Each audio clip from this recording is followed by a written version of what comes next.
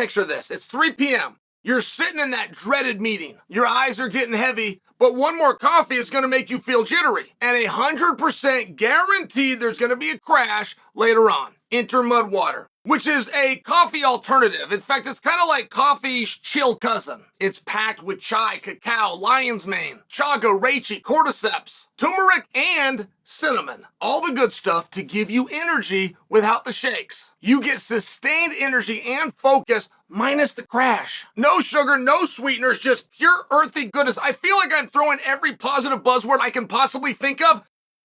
That's what Mud Water is. Plus, I haven't even told you this part, it won't keep you up all night. My favorite part about Mud Water is how easy it is to make. Just drop the powder into your favorite mud, pour some water on it, and give it a mix. Boom, that's it. So head to mudwater.com, grab what's called a starter kit. Use the promo code Chael for up to 43% off, plus free shipping and a rechargeable frother. That is 43% off with code Chael only at mudwater.com. And if they ask, tell them we sent you. Stay sharp, stay calm, and power through your day with Mud Water. Paddy the Baddy has returned to Paddy the Fatty food marketing.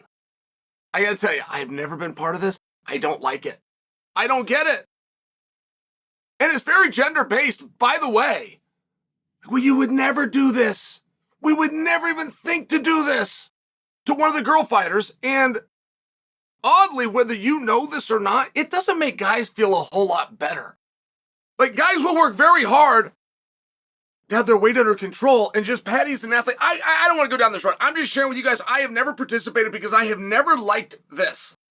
Not to mention, have I ever really been into what he weighs in the first place? Now, I do observe the up and the down, though. That part has bothered me. I had a teammate named Doug Lee, and Doug could beat everybody in the country. In fact, he was ranked to beat everybody in the country not named Chael Sonnen.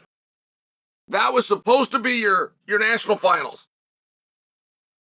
But Doug had to do it at 184 pounds.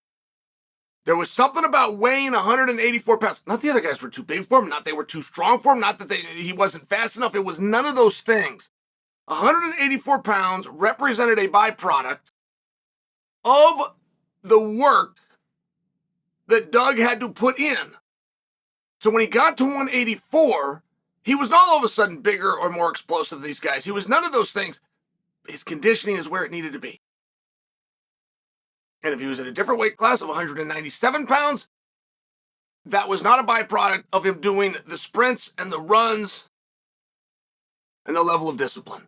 And I tell you that because there is such a massive jump between 155 and 170. While it doesn't sound like it, and you're doing the numbers in your head, and you're like, hey, Chael, that's not all that big compared to other weight classes. It's like, I hear you on that, but many guys, including killers, Dustin Poirier himself, amongst the best who have ever done it, will tell you how big those 70-pounders are, and that, hey, I have to take that serious and grow into the weight class.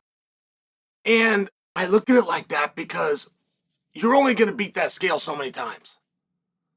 The number one reason a fighter or anybody in combat, because that's the only sport where you have to weigh in, retires is because they don't want to make the weight anymore. They've just never told you that. They've never taken a microphone and told you, I'm going to enjoy my wife's cooking from now on, and never. It is the number one reason they retire. And I don't know how Paddy would do at 170 pounds. I think that Paddy is probably a lot like my teammate Doug Lee, that 155 is a byproduct of putting in the right effort and the right training. And that's the only reason I give a good look to him going up and him going down. And I also wonder, just from a physiology standpoint, how are you getting so big? How? You can't just get big. I know it's funny to go, oh, he's eating a lot of donuts. Okay, that doesn't get you that big. It has to be a combination of those calories that you're bringing up, along with not burning calories in training. And there are a number of guys who will work and even work very hard after they get a contract. You can go a long way like that. Luke Rockhold. Luke was in that gym, man. He was disciplined from everything his teammates and even his coaches say. But when he didn't have a contract right after a fight, take a break. The late, great Evan Tanner, my teammate, world champion. Oh, my goodness. I would put Evan's work ethic right up there with Randy Couture's. And Evan didn't outdo Randy. Randy was the Team Quest guys. Randy was the heart. But, boy, Evan was right there if he had a contract. The rest of the time, you wouldn't see him. And that is the only reason I look at Paddy's weight. But I also feel that it's rude, and I think it's weird. And I notice the people that go out there and call him Paddy the Fatty, and they're taking pictures, and they're giggling, and they think this is funny. Like, they're much younger people than me. It's like a different demographic. So, Paddy apparently doesn't mind. He apparently does see some level of value in that attention. It turns out Paddy the Fatty can take as good as he gives. It turns out he's got a very good sense of humor, fine. But he enters a wing contest. And I'm only as good as the headline, but the headline comes with what's known as the thumbnail. For colloquial, a picture. And the picture and the headline don't totally go together in this regard. The headline says it's a chicken wing eating contest, but it's not a row of guys, right? It's not a row of guys like, say, they do for the hot dog eating. You got Joey Chestnut and everybody else up there. It was just Paddy. And there are restaurants, including here in Oregon, that I can relate to, that have their own type of system.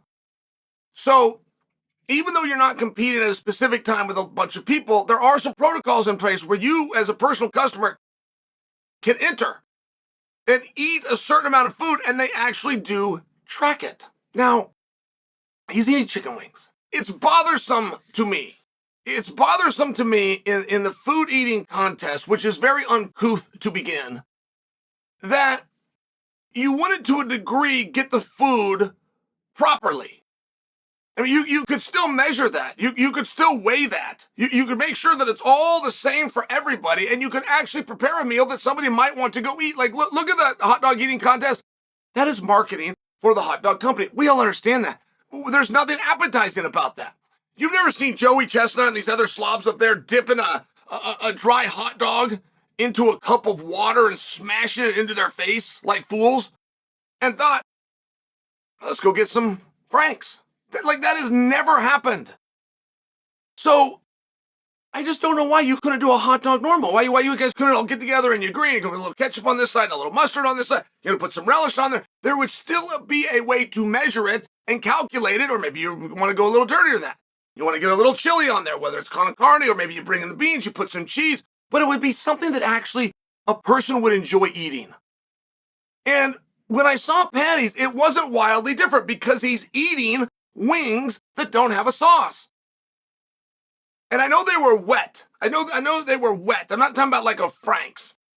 Which, by the way, if you ever make it home, you go, why can't I make these at home? The reason you can't make them at home is to get the Frank's to stick. Frank's has to have butter in it. So when you heat the Franks up, you don't just put it on there at room temperature while they're still hot and stirred in, or you don't even microwave it and put it in there. You've got to put it on the stove, but you put it on the stove because you put butter in the pan first.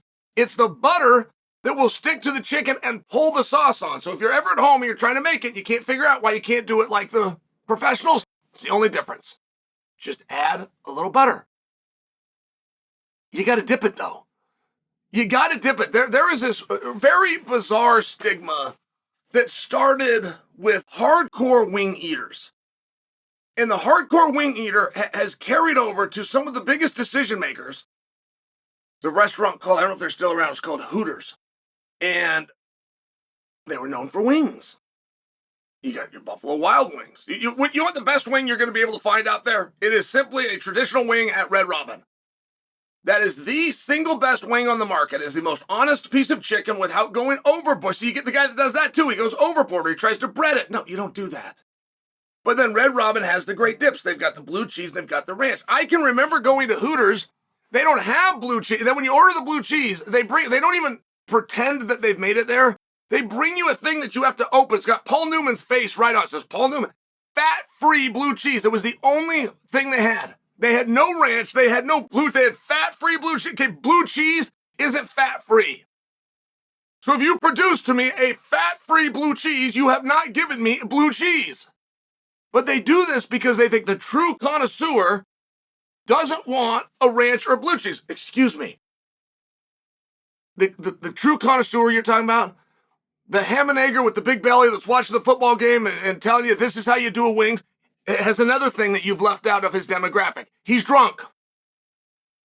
He is not eating the wing because he enjoys the wing. He is pretending to enjoy the wing because it gives him an image while he's getting drunk watching football. That's not the guy's opinion you want. Any regular person, from kids